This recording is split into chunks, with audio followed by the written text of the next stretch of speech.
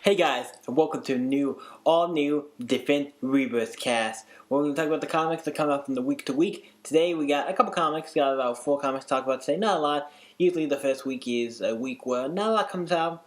So yeah, let's jump into it with the one DC comic that came out this week.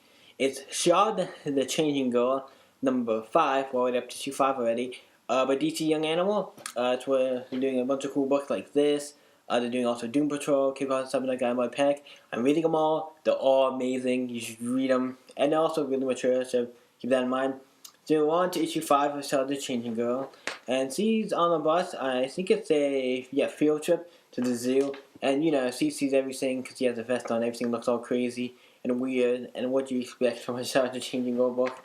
It's really good. This is chapter 5 of Shard the Changing Girl called Girl Furious. It just shows her, at a zoo, and then, she has to work with somebody else to do her report or whatever. And yeah, that's what basically the whole thing is. She has to work with, I think, 2 other people to do the report. And they go around and she talks about stuff, with her friends and looks at all the animals and stuff. And then we get back to Meta. Yes, the planet Meta, or field, whatever. We get back to Meta, and then we see, the one guy, the 2 guys, I'm trying to think of how to explain it. The guy who, in the beginning of the first issue, who would twist the girl who wanted to try on the vest, and then now it's in this girl's body on Earth. The friend, the guard who let her honestly get now captured because he'd been hiding her, and he has a gun. I would say a gun. It looked like a gun, but it also looked like it's maybe electrocuting. You gotta do some torture to try to get him to find out what he knows and where it is and all this stuff. So we'll see that happens, and then we see him in the cell, and then we see her at the bird exhibit. What makes the last exactly the cool kind of reference, because on Meta she is kind of like a bird person, so it makes complete sense that she would be there as he talks about stuff. He's talking about the birds and stuff. It makes sense, and it shows her what kind of look. It's just basically her talking to the birds, and it shows her as what she looked like on Meta and what the other people look like. And I think it's really cool, and the art is what makes it, because it has that weird, like, what you expect from Shard the Changing Girl, a man, or just Shard the Changing Shard anyway. Equally Shard, because that's what he's always considered as. No matter, even this one, he's just called Shard. He's called Shade or Shard. And if I say it wrong, Shade the Changing Girl, it's Shade the Changing Girl. I think it's Shade. Yeah, Shade, right? Shade the Changing Girl. Or Shard the Changing Girl, whatever the case may be. Now we see them back at Meta, the guy who is basically explaining like what it is and what the deal is with the old Meta guy and whatever. Just a page explaining some stuff. That's cool. But if you have not read any of the previous series, I think it does help. That's what it looked like. And then it's just her doing like some trippy stuff. And the one guy, her neighbor, who's black, thinks he's kind of believes all this weird stuff because all the weird stuff's happening. About she was telling her about Meta and all this stuff, and about, I think they talk about in this about going back to a planet. She's talking about going back to a planet. She figures out a way to do that, and then shows them her more weird stuff that is just with that space astronaut. And they're at the planet, outside, not at the planet, outside looking for a telescope, and they found it. And then, she tries to go back to Meta. For some reason, it won't let her. And that's a really cool page of her going through this thing. It's like almost like a rainbow. It's really cool. That's one thing I like about it. The art is one thing that I like. It's one of the books that's very colorful. Like, it's the colors, because that's what Shade does, a lot of colors. In this book, it's really colorful, and that's the feel I really like about it. It shows her going back to her body because of the fact that she is somehow couldn't get back to her planet, even though she knew where she is. And now it looks like at the end this has her fighting. Bitch, I want my body back. Is her, the new person who's taking over the body, fighting with the old one, and it says next issue, fight for your right to body on. And that's cool, because it's I'm fighting to who gets the body, and I want the new person to get the body, because the new person who's taking over the body, because the old person was a bitch, and was a bitch and should probably die, and I like this, and I want to see how it goes, because I feel like this book, the way it's going, I'm curious. Because if she gets her body back, then I feel like it's I want to see how long it lasts. I feel like this should be like ending, like the whole thing could end in like in a couple of issues really. So I'm kind of curious to see where the book goes. Is there anything else? Yes, we do have more. You know, a little bonus comic called Life with Katie. It's just a bonus comic showing the people on Meta watching an old TV show that was on TV called Life with Katie, like an old school black and white TV show. That was cool. It was just basically mostly just that. It was like 3 pages. It was okay. It's nothing. It's like extra, so I'm not really gonna complain. It was okay. And then we have some character files on the Chief and the Robot Man. It was cool. So it's there for its appearance and all those things: powers, weapons, personal data, history, all that stuff. Was cool. I like that. I like how it's not just specifically on the Sergeant Shinjigo. Usually they do it in each issue by like all the books this month usually would have Chief and Robot Man in it. So that's cool. Sergeant Shinjigo, really awesome. I really enjoyed that. That was a really fun book. Next, we move on to, because that's all we had for DC this week, we move on to Marvel with the one book I got. I got this week, but it came out the previous week. I decided to add it because I only had 3 books otherwise, and it is a new book, so I'm going to count it. The Punisher number 8. It's a really cool cover. Stitching a Punisher-like design. Just the bloody things is cool. Open up in Punisher where we left off. Find this old lady in the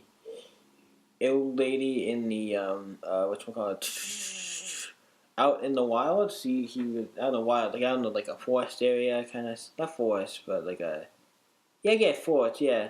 And then she greets him in because he got like, oh, you're on me, and then she brings him in, and then she does, she knows how to do like nurse stuff. She used to be a nurse, and then she takes out the bullet that was in him and patches him up and everything.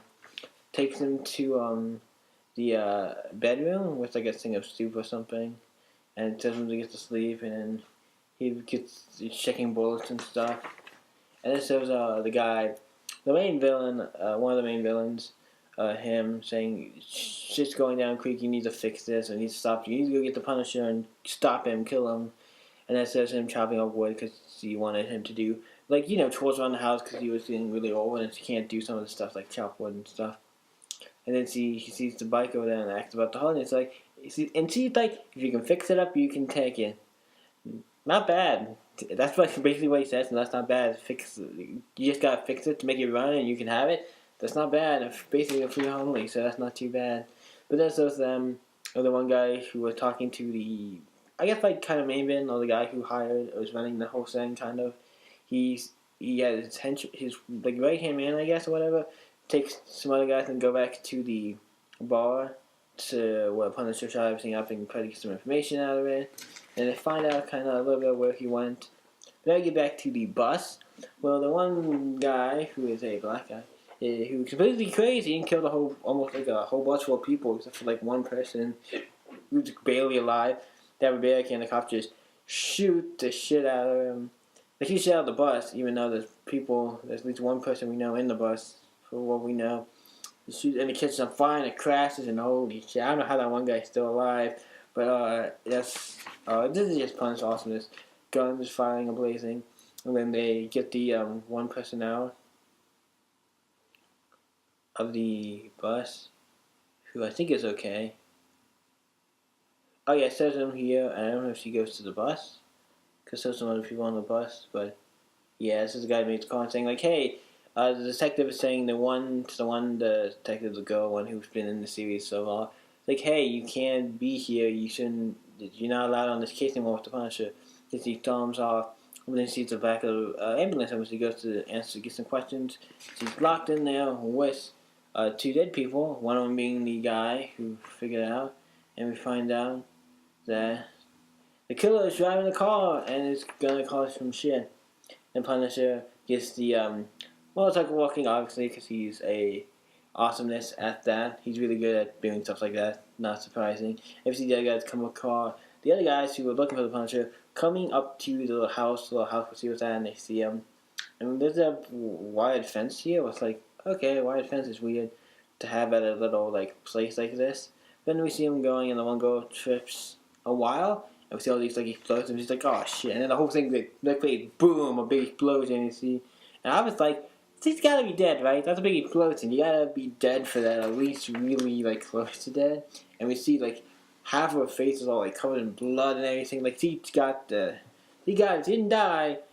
It's surprising why. I don't. It could be just because they have plans later for them series, or in case things they have plans. Like not everything they don't all die, but then see Punisher on the bike, and then the sidecar is the old lady, and they're escaping.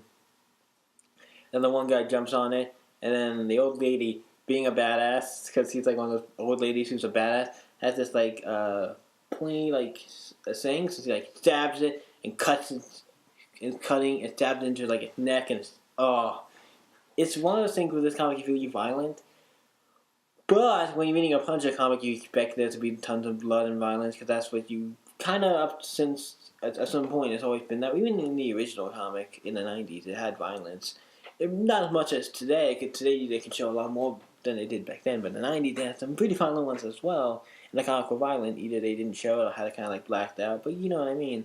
It's always been a violent series, and today you get to see so much more today. In fact, violence is most of the time, it's really, this book is super violent. So have that in mind. This book is really violent, and they do cuss, but most of it's censored, because if it's all these Marvel books, usually if they do, or really sure they censor them. So yeah. And then we see that he talks to Frank, and he sees like the person, her husband in him, like a younger version of her husband in him. So he basically like dies, and her name is Esnor, and she finds out she's dead. And in then we see Punisher, just the one guy, not the person I think she stabbed, was it? I can't tell if this is the person she stabbed. I have to go and take a look. I think it might be. I'm looking. It could be. Could not be. I'm not 100% sure. Cause it's not. No, I don't think so. Nope, it's the other guy.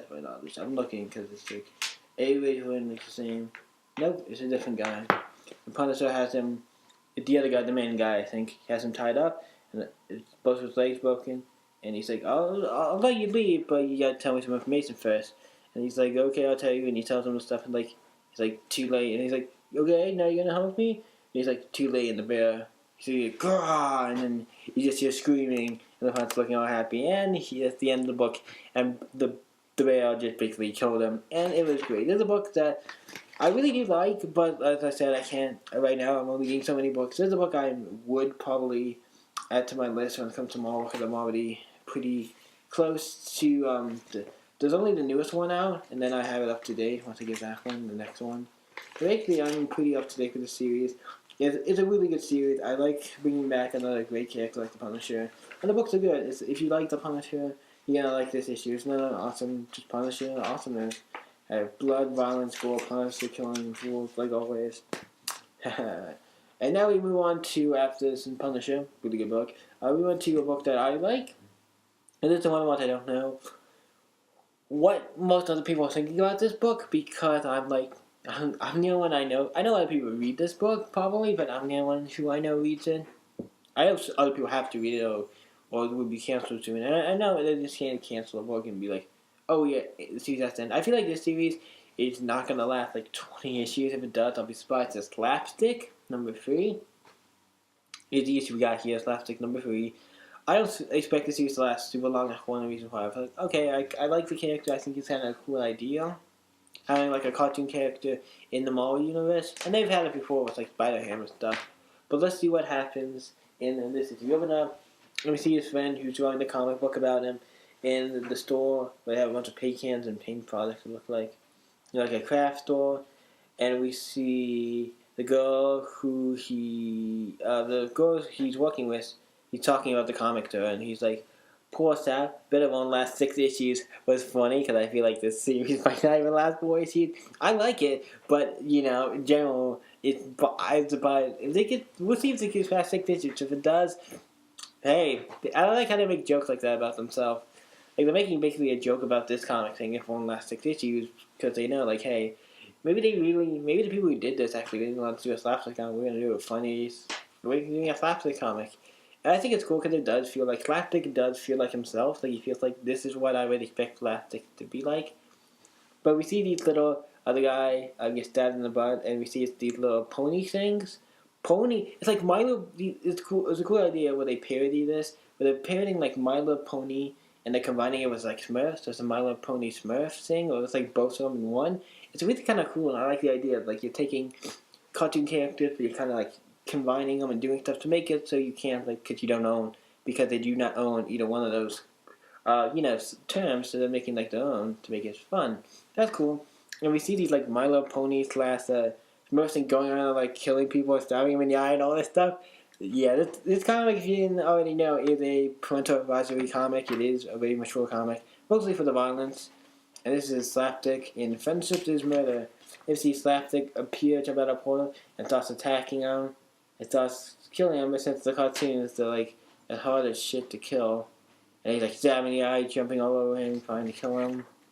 And he just is attacking him, grabs a sword, and just starts attacking him. Obviously, it's kind of like a fair fight because they really can't die. They can be cut in half and they're still alive, so it's like, yeah, it takes a lot to kill him. He's just slicing. He slices pieces of the building, and then the whole ceiling falls on it because he cuts a support, and the building falls on him. And yeah, it's I like this book because I like the humor, I like the style, I like the idea, and I like everything about it. And it's a fun book too. It's very fun. So one of the other things I like about this book, it's fun. It feels very it's a fun book. I think it's just a fun book for me and personally, and it's also a very colorful book. It's Slapstick has very colorful colors, like his outfit, the red, the blues, like the purple hair. Like it's just I feel like it's very colorful. Like all the characters have a lot of color to them, all the cartoon characters, and it's a book. I like that when books really have a nice array of colors. And it shows him fighting him, and he finds another one that wants to help. Like the one girl Smurf, like they have this one who's like a kind of like the girl Smurf, the only girl Smurf out of all of them, like the only girl Smurf pony, whatever they're called. Is he wants to help him because he doesn't. They all creep me however, yeah, it's just kind of, it was like, okay, it's definitely, and then we see the old guy, it's like the old, and then we see, he talks about how do you beat him, and it's like, oh, the old wizard saying Gog, and he's like, it says Gargazoy, but it's Gargamel from the Smurfs, and I was saying, like, yeah, that's kind of, I like that, there's me of Smurfs, that's My Little Pony parody, so they get the black guy to dress him up as that, and then he kind of, shooting things out of his eyes and it's scaring him. And it's scaring him so bad that they crap out gold like rock. They're crapping out gold rocks, mind you. Crapping out gold rocks and then plastic. Like, oh my god, money. He drops it and he falls. And it's like, and then they find out, oh wait, that's not who we thought it was. And then and plastic's like, uh-oh, my fault. So he comes in and tries to save the day and starts attacking him. And then he puts the one My Little Pony, the one My Little Pony Smurf thing, the girl one, in his pants. But surprised, most people will be like, that's not okay, putting something in your pants. But he has since he's a cartoon character, his pants have like he can pull like anything out of his pants, so it's kind of like in a other dimension kind of thing. What's weird, because then I question things about, like, there's other things you can question. That's a whole thing, like, how is that even a thing? It's just cartoon logic, I'm not gonna, but then he gets it, and he finds a Swift Army knife and she cuts, like, right in front of a pan, and then, like, all kinds of stuff flying out, like a box of X-Men comic, a Tiki Max, a giant maze, all this stuff called candy bar, Coke, thing of a cooler filled with drinks, a parrot, a dinosaur skull, a Mario mushroom. It has to be because all the stuff that flies out of him. So many references to it. We see Captain America's shield. Like, why'd you think that? That's a pretty stern stuff. But in the pants, I'm assuming he's wearing. They look like Wolverine underwear because I'm just saying that because of the color. It's like it's that blue and yellow kind of thing. You see like a milk card and all this stuff he had in the pants. He has this big like gun. It's the gun that the guy who attacked him, when he saw that the villain who he got to help him try to get back normal, he had a gun that when he shoots at him, it turns his arm it basically one of the only thing that hurts him, and they shot him at his arm and he got it fixed and everything now, but he's shooting at them and they're like killing him. He basically now he's really like killing him, but they're all turning into like a slush. and they're still like alive, but they're like a sludge. It's really kind of like holy shit. And they all kind of morph together, and then the shield agents come in and like suck it all up in a big container they have.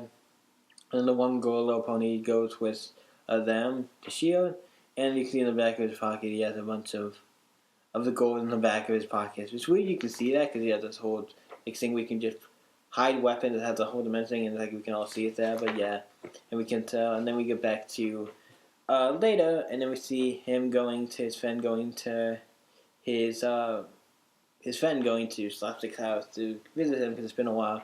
And he finds out he built this whole thing. And he's like, oh, I can use this thing and it'll make me normal or whatever, and transfer to the world, whatever. And it transforms his cup that says I love New Jersey into that cartoon. It's transforming his thing into cartoon characters. And I like when he turns it to the coffee cup, it's like, what's up, bitches? If you don't know, that's kind of, I don't know if they knew or if that's something, but I mean, probably not. But if you've ever seen Epic Rap Battle when he does Theodore Roosevelt when they do the update videos and he's like, what's up, bitches? That's kind of, it's weird that says that because that immediately what I thought of when I read that. I was like, that could be a reference, or it's probably just a coinky dink because I don't think that's something that, I mean, it could be, but I doubt it. I mean, it's probably just something they thought, hey, that's just funny, and they did it. And he also turns his lamp into a cartoon character, same with the chair. And he realized he screwed up, and it is next Toon Apocalypse now. Toon Apocalypse! I never thought I would hear that word, Toon Apocalypse, and it says him. And so it's like, oh, next one, oh, it's gonna be fun. Through the painting, it looks like G.I. Joe! And we see like all of the G.I. Joe characters, but like as animal, like dogs. The next episode's gonna be cool, so it's him training G.I. Joe. And then, that's gonna be fun. It looks very fun. So I'm excited for the next issue. So actually this coming week. So yeah, that's pretty awesome. We're going to this on Sunday. It's next Wednesday when I used to go pick up Halloween when it comes out. So I'm really excited for that. It's really good. I really enjoyed that. It was another fun comic at Marvel. The last one we have for today's episode, I want to see if I can see, and I can't really see how long we're going for because it's going really fast. Next we have Unbelievable Gwenpool number 11. 2 issues came out this month, but surprisingly, assuming this one is a one kind of shot story issue. It's written by the same guy to my knowledge, and it is has a different artist. That could be probably another reason why it came out sooner. But it's fun. It's a fun one shot story, and it starts off with a plane where a kid is being taken hostage or about to be killed, and it had the guy with like those skull with one eye, and Grimple comes and just shoots him like all this stuff. Like I know everything that's gonna go down. Like this is so predictable and stuff, and it's really funny. And he takes the kid, and he's like, but the kid's like, what? It's my plane, and he's like crying, like no. He's like, I hate you, Grimple. You blew up my plane. I like that. That was just the kids being like, it's funny, and I like that. And then get back to Ronnie's. Back in New York City, he finds a job, trying to find a new job, and he's like going through the thing, and it's like click, click, nope, boing, boing, boing. Well, that one. He's like, what? That one? Yeah. It's like alcoholic is the one that's to do with vampires and stuff. And he's on a train going there, and the other thing, I'm going to plug a bunch of stuff, like a crosses, a garlic, steaks, all kinds of stuff to kill, like vampire, holy water, all this stuff to kill vampires. And I don't know, does holy water kill vampires? I don't know, I think, yeah, they do. But, yeah, and he has like and he has lots of stuff, and he's like, what, I can't carry a steak on a crane if I want. I can carry a steak on a crane if I want to, and garlic if I want to. I'm a free person. This guy's like, okay, yeah, sure. The book is one of the things that's like, out of everything I'm reading, this is the book that's the most fun. Like, it's just you're gonna have a good time with this, and it's such a good book. It's just really fun, and I really enjoyed it. This one was really good, and he gets to the town and he sees a vampire killing mercenary. He puts holding up a little sign, and then he's telling him like everything what's going down, and he's like, yeah, so don't go out at night or whatever. Just kill the vampire hunter. And so he gets up in the morning and like kind of sets everything up. Let me see a scene. It's only for one panel. It says the ghost person. I'm trying to see if I remember. Cale, excuse me, Cecil. Cool. I can for some reason can't say his name. I feel like I could say his name, but now I can't. But it shows him in the ghost when he goes back home, and everybody's like has guns and stuff pointing at him, like "Yo, ghost! Oh my god, what the hell's going on?" And then we see her seeing a skeleton walking in, and then she's like, "I gotta deal with that." And it's like, "Nope, only vampires. Everything except for the vampires, okay."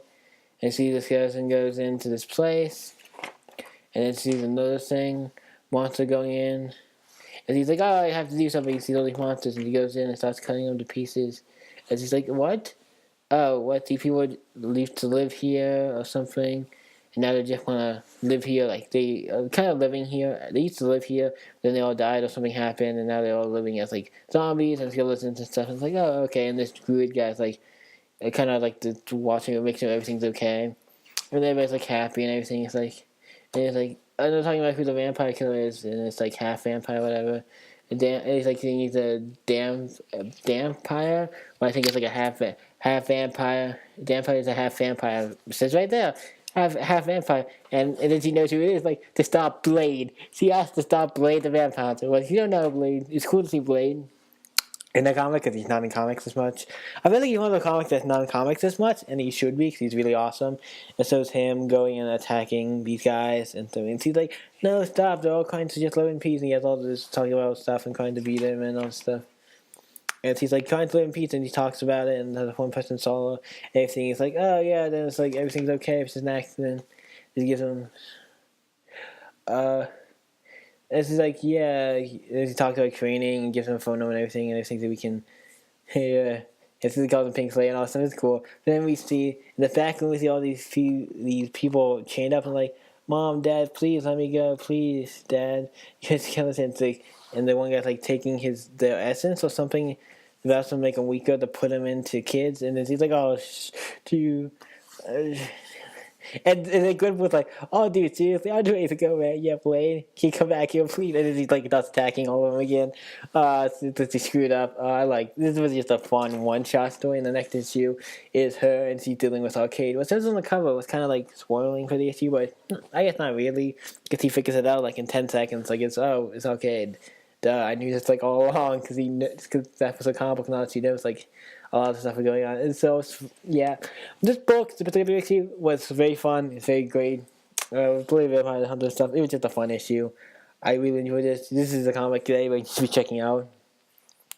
I feel like a lot of people be like, "Oh, that's stupid." It's fun. It's my favorite comic at Marvel out of the stuff I'm reading. Now, I'm only reading Gwenpool, Slapstick, and I think Spider-Gwen right now. Those are the books I'm reading right now. I was reading also Cage, but that finished. And that's one of the books I have read some stuff of. But yeah, out of the books I'm getting currently, those are the 3 books. Cage ended. I think I was getting that. It was only 14 weeks. But yeah, Gwenpool's my favorite book out of all of them. I know a lot of people are like, "Why aren't you getting this almost Green Foster Saw, Owen Sun Saw, the What's Captain America, all these comics, like, why aren't you getting any of these? Owen Logan, like, I can only get so many, and these are the ones that appeal to me. Gwenpool is one. I picked up the 5th issue at Books and Man and started picked up the first 2 issues, read those, enjoyed them a hell of a lot, and then I've just been picking up ever since, and it's been one of my favorite books. I think with Spider-Gwen, I've been picking it up since the first 5-issue run, and I'm picking it up ever since then. So yeah, and Slapstick was a book I picked up at Books and Moon. I picked up the 5th issue, read through it. I kind of liked this. I decided I would stick with it because I knew it wasn't probably not going to be too long of a book.